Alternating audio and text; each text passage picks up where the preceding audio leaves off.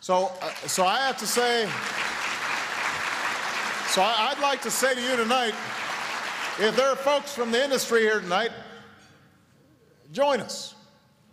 Don't fight us. Join us in passing what are necessary reforms. It is important for our country, and in the long run, it will be good for your industry to have a level playing field where everybody knows the rules and everybody's competing fairly for the business of American consumers. It's the right thing to do. Now, one of the most essential financial reforms is the one that Chris has been leading the charge on, a consumer financial protection agency whose mission will be to look out for the financial interests of ordinary Americans. And this is an agency that will equip every American who signs up for a mortgage or a credit card with the information they need to avoid getting ripped off by predatory lenders or big banks. Now, if the American people win this fight, these banks and lenders won't be able to exploit consumers through complicated contracts or fine print. No longer will they be permitted to game the system so consumers are at greater risk to face arbitrary penalties or fees. In a financial system that's never been more complicated, and at a time when middle-class families are under such duress, such strain, it's never been more important for consumers to have their own watchdog.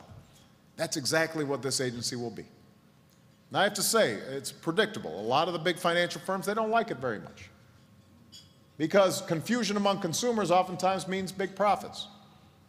And lately we've seen an army of industry lobbyists descend on Capitol Hill to kill this proposal, or at least to water it down. Now, fortunately, I think everybody understands now's the time to get this done. And despite all the lobbyists and all the power, we scored a major victory yesterday when the House Banking Committee voted in favor of a consumer financial protection agency. The lobbyists lost, the American people won, and thanks to the strong leadership of Chris Dodd, we're going to win again in the United States Senate.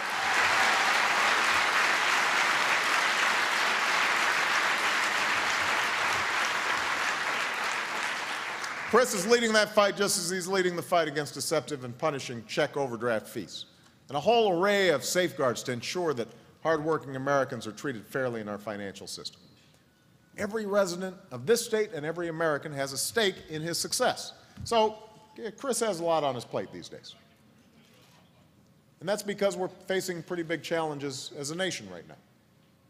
You know, it's important for all of us to remember what was happening when we walked through the front door of the White House, because, you know, there seems to be some selective memories afflicting certain people.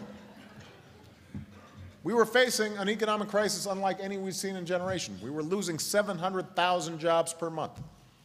Our financial system was on the brink of collapse, and economists, not just of the left, but of the right and the center, every political persuasion were concerned about the possibilities of a depression. And that's why we acted boldly and we acted swiftly to pass a Recovery Act that's made a difference in the lives of families across America. We just stopped by a small business, a landscaping firm, that was able to benefit from an SBA loan facilitated through the Recovery Act. They are now hiring folks, just bought a new building, they are expanding right here, just next door to this hotel. We've put a tax cut into the pockets of 95% of working Americans, as well as small business owners. We've extended and increased unemployment insurance for 16 million Americans to help them get by in tough times. We made COBRA 65% cheaper so that if you lost your job, you didn't have to lose your insurance. We provided relief to states, including Connecticut, to help prevent them from having to lay off teachers and firefighters and police officers. According to initial estimates, the Recovery Act has saved some 250,000 jobs just in our schools. Just in our schools.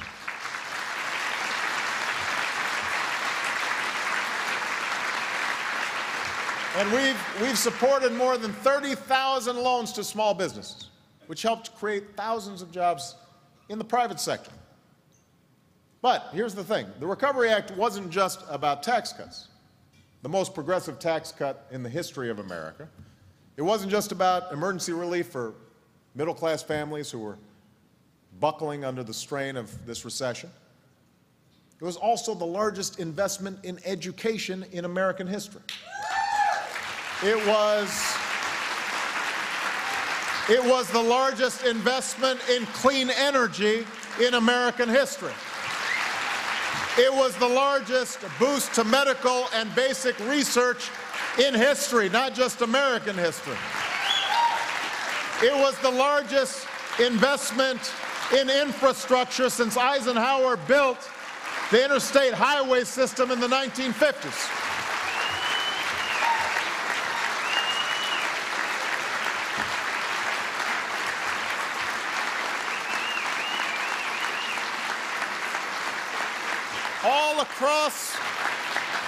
All across the country, folks are rebuilding our crumbling roads and bridges, but also setting up smart grids and broadband lines where people hadn't been able to get to before.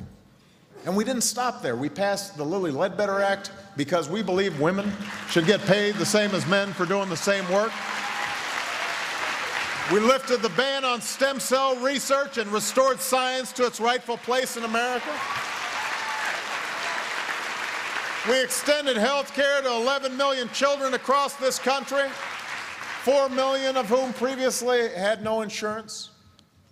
For the first time in our history, we've begun to put in place a new national policy aimed at both increasing fuel economy and reducing greenhouse gas pollution for all new cars and trucks sold in the United States of America. So, next time somebody asks, well, what have you been doing? Simple fact is we've already had one of the most productive first years of any administration.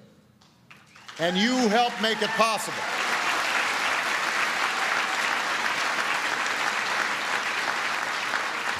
But as Chris pointed out, the reason you're here, the reason we're here, is because our work's not done. We know that there's still far too many Americans who are out of work and seeing their hours and their wages cut. Too many Americans who are subject to the whims of health insurance companies, dropping them because they've got a pre-existing condition, charging exorbitant out-of-pocket fees, and millions of Americans who can't afford health insurance in the first place. We know we still face enormous challenges in this country, and that's not news to you. But here's the thing, because there are a lot of longtime activists here and maybe some new people who got involved just in recent campaigns. I certainly know, when I look at some of the young congressmen who are here in the room, we didn't get involved in this because it was easy.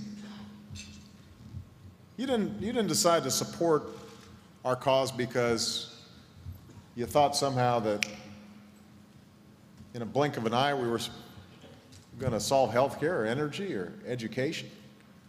And you certainly didn't sign up because once things got tough,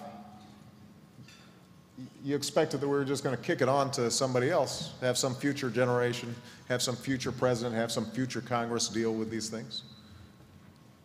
Now's the time for us to build a healthcare system that works for every American. Now's the time for us to create the kind of clean energy economy we need. Now's the time to make sure that every single child in America gets a first-class education so they can compete for jobs all across the globe.